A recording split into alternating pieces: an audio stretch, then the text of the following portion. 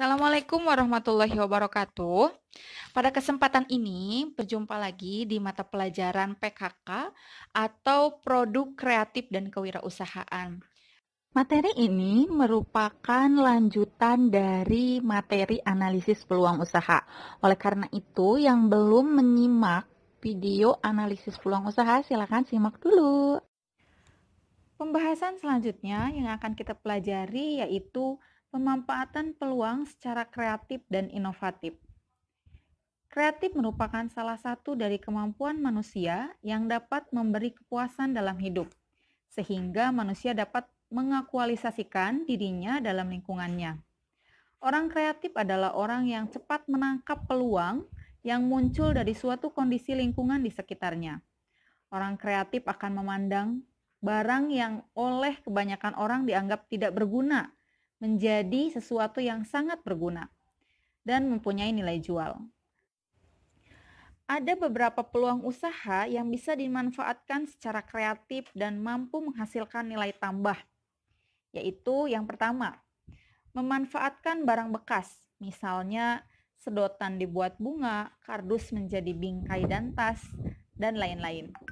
Yang kedua, memanfaatkan barang yang tersedia atau disediakan oleh alam, seperti membuat gerabah, kerajinan dari tanah liat, dan lain-lain.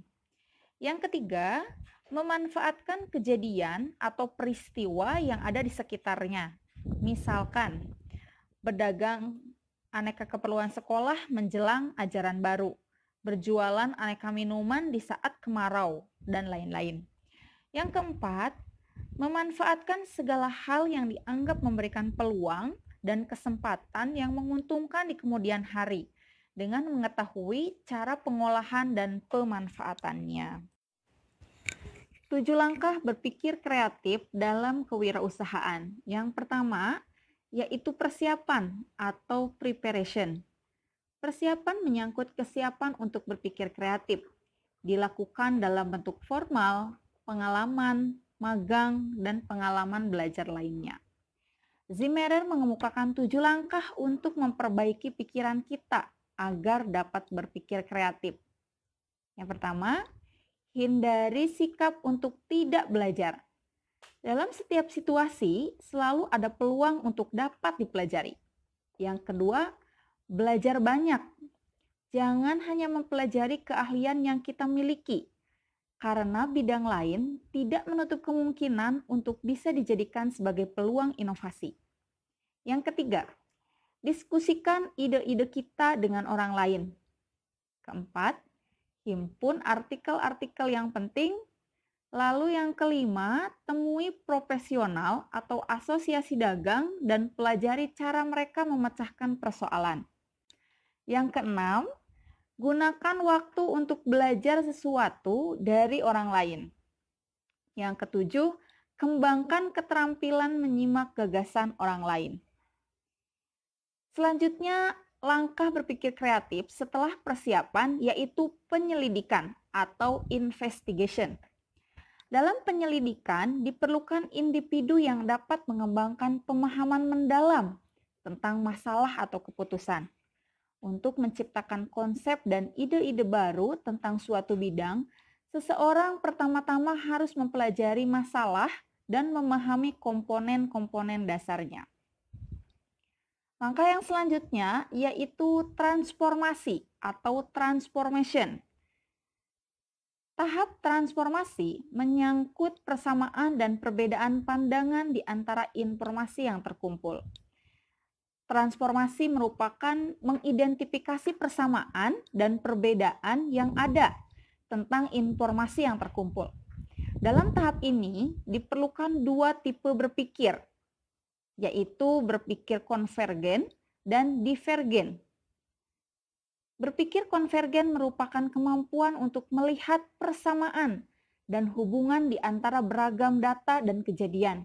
Sedangkan berpikir divergen adalah kemampuan melihat perbedaan antara data dan kejadian yang beraneka ragam. Langkah selanjutnya yaitu penetasan atau incubation. Penetasan merupakan penyiapan pikiran bawah sadar untuk merenungkan informasi yang terkumpul. Pikiran bawah sadar memerlukan waktu untuk merefleksikan informasi. Setelah itu, langkah yang selanjutnya yaitu penerangan atau illumination. Penerangan akan muncul pada tahap penetasan, yaitu ketika terdapat pemecahan spontan yang menyebabkan adanya titik terang. Pada tahap ini, semua tahap sebelumnya muncul secara bersama dan menghasilkan ide-ide kreatif secara inovatif. Langkah selanjutnya yaitu pengujian atau verification. Pengujian menyangkut validasi keakuratan manfaat ide-ide yang muncul yang dapat dilakukan pada masa percobaan.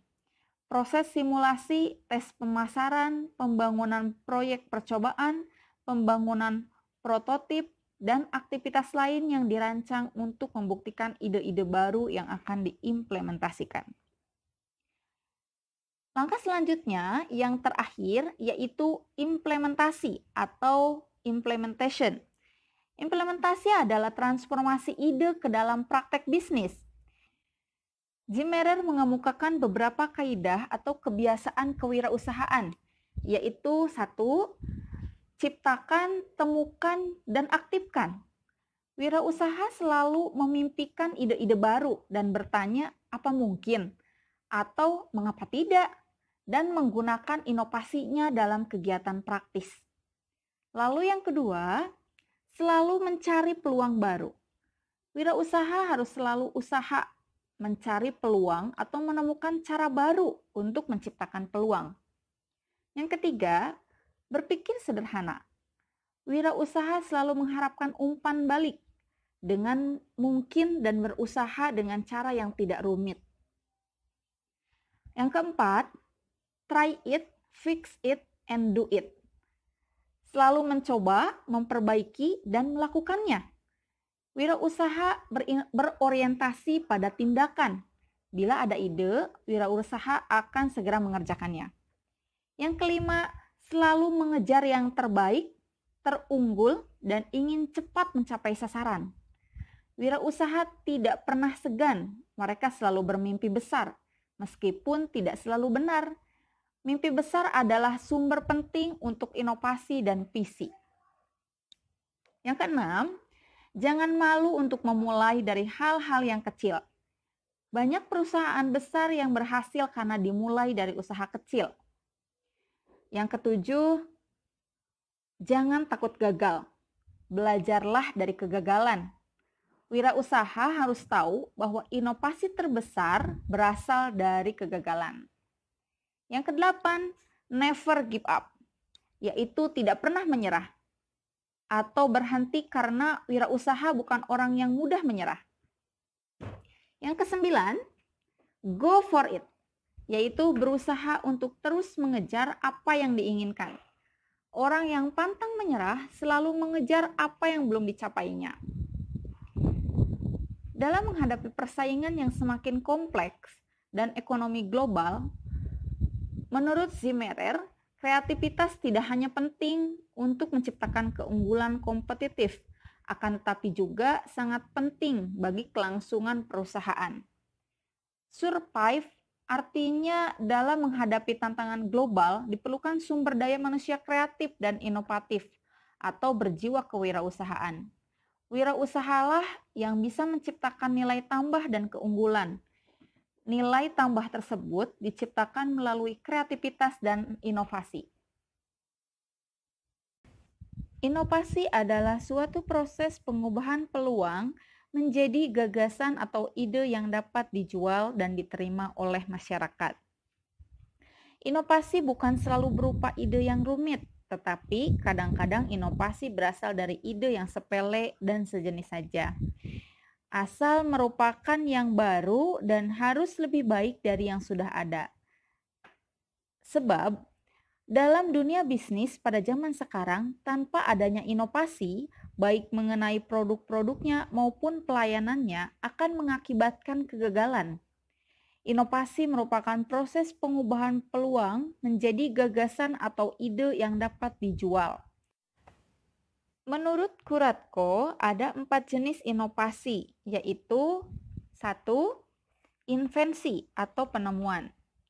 Penemuan adalah kreasi suatu produk, jasa, atau proses baru yang belum pernah dilakukan sebelumnya. Konsep ini cenderung disebut revolusioner. Contohnya penemuan pesawat terbang, telepon oleh Alexander Graham Bell, dan lain-lain. Kedua, pengembangan atau ekstensi. Pengembangan suatu produk, jasa, atau proses yang sudah ada. Konsep ini menjadi aplikasi ide yang telah ada tapi berbeda. Misalnya pengembangan McDonald oleh Roy Kroc dan sebagainya. Yang ketiga, duplikasi atau penggandaan. Penggandaan merupakan peniruan suatu produk, jasa, atau proses yang telah ada. Meskipun demikian, duplikasi bukan semata-mata meniru melainkan menambah sentuhan kreatif untuk memperbaiki konsep agar lebih mampu memenangkan persaingan. Misalnya duplikasi perawatan gigi oleh Dentanalan. Yang keempat, sintesis atau formula baru. Sintesis merupakan perpaduan konsep dan faktor-faktor yang sudah ada menjadi formulasi baru.